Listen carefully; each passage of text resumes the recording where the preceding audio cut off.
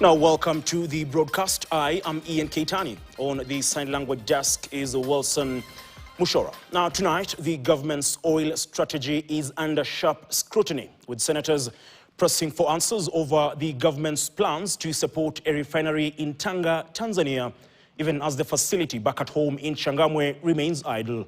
Energy Cabinet Secretary Wandayi, while defending the government's shift towards a regional refinery, has told the Senate that the projected oil output from South Lokichar in Turkana County is insufficient to run a commercially viable refinery in Kenya.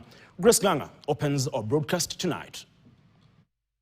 In the Senate, lawmakers question the rationale of supporting a refinery in Tanzania, where the country's own facility, Changamwe Oil Refinery, located in Mombasa, remains dormant. The government is investing in another country rather than investing in Mombasa, where it will be cheaper to upgrade the refinery than to build a new refinery altogether in another country. Senators pressed Energy CS Wandayi to clarify the status of the defunct Mombasa refinery and whether due process was followed in decisions affecting its operations. In Mombasa, we are leasing our refinery, which has been there since independence. We are leasing it to a Nigerian company without the participation or public participation of the people of Mombasa. Responding to the concerns, Wandayi defended the government's position, arguing that reviving the Changamwe refinery that ceased crude oil processing in September 2013 is not commercially viable. The refinery in Changamwe, due to the economics, was found not to make business sense. And that's why, as a matter of fact, operations at the facility were discontinued.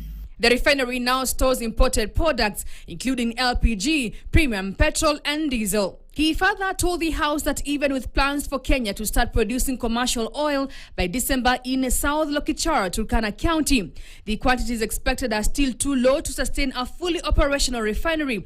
Through all the necessary processes, and the last 2 weeks or so, I was in Lokichar to undertake a groundbreaking for operations in that region. And we are sure that by the end of this year, we shall be producing crude oil. The quantities envisaged to come out of South Lokichar are not adequate to run a commercial refinery. From the beginning, we shall be producing about 20,000 barrels per day. Wandayi maintains that under existing conditions, investing in a local refinery would not make economic sense, that it makes more commercial sense than upgrading the now defunct Changamwe Oil Refinery. He adds that the proposed refinery in Tanga, Tanzania, is designed to serve multiple countries, spreading cost and improving viability, in addition to cutting dependence on imports. The standoff now raises broader concerns about Kenya's long-term energy strategy and whether the country risks ceding value from its oil sector, intensifying calls for accountability at the highest level of government.